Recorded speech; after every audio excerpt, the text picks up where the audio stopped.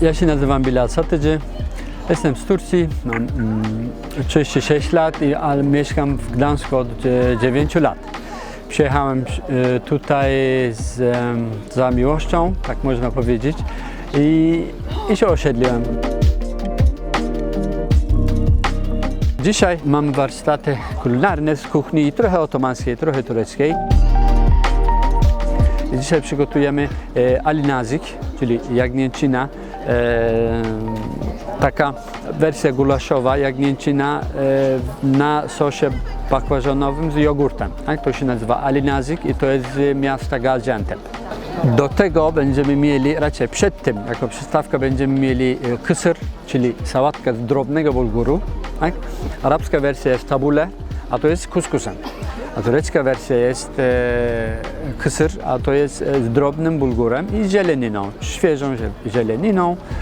Raczej razem z moimi przyjaciółmi będziemy przygotować i tutaj uczestników będziemy angażować, żebyśmy razem przygotowali.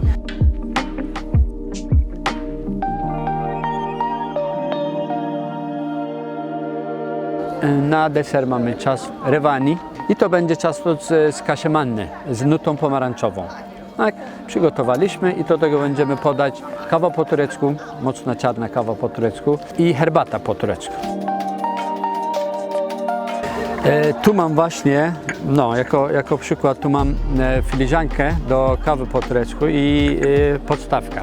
To jest część naszej kultury i to, co ja pamiętam z domu, że sąsiedzi przyszły z filiżankami z kawą, żeby razem z mamą kawy się napić, ale przede wszystkim, żeby mama im wróżyła z fusów.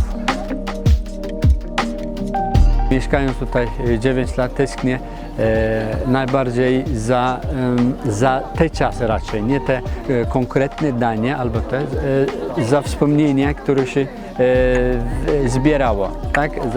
Za rodzinne posiłki, za proste, domowe, wiejskie posiłki, które mama tak przygotowała. Dzisiaj właśnie życzę wszystkim uczestnikom i Państwu smacznego, czyli to po turecku będzie afiyet olsun. Tak? Życzymy, żeby było smaczne. Afiyet olsun.